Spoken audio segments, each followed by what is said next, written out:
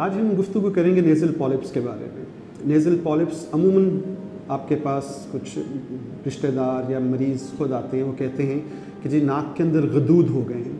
वो जो नाक में गदूद होते हैं, वो नाक में गदूद मुख्तलिफ़ किस्म के होते हैं। एक तो हमारे पास कुदरती तौर पे नाक के अंदर टर्बिनेट्स हैं, 3 इस साइड पे, 3 इस साइड पे, नाक के दोनों हिस्सों की तरफ। लेकिन इसके बावजूद कभी कभार ऐसा होता है कि बीमारी के बायस नाक के अंदर नेज़ल पॉलिप्स बन जाते हैं। नेज़ल पॉलिप्स को अगर मैं वैसे बताना चाहूँ तो ये इनसेंसिटिव जो है एडिमेटस प्रोलैप्स्ड मिकोज़ा होती है, मतलब जो नाक के अंदर की जिल्द है उसकी सोजिश हो जाती है। अब सोजिश होने की जो है मुतअद्दिद वजूहात होती हैं।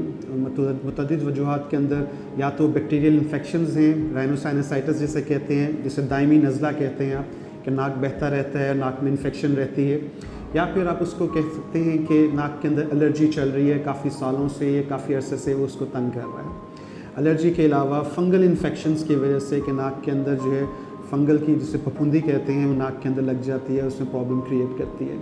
इसके अलावा अस्थमा, दमा या फिर कुछ ऐसे सिंड्रोम्स हैं जिसके अंदर आपका यंग सिंड्रोम या कार्टिगनस सिंड्रोम या फिर सैम्पटस ट्रायड जो एस्पिरिन इंटॉलरेंस रिलेटेड हैं, वो इसकी वजूहात में शामिल होते हैं। और लोगों का मेन कंसेप्ट यही है कि अगर नेज़ल पॉलिप्स हो गए हैं तो ये एक सर्जिकल डिज़ीज़ होगी, लेकिन मैं ये बताना चाहता हूँ कि सर्जिकल नहीं, ये एक्चुअली मेडिकल डिज़ीज़ है जिसके लिए रब्ता किया जाता है।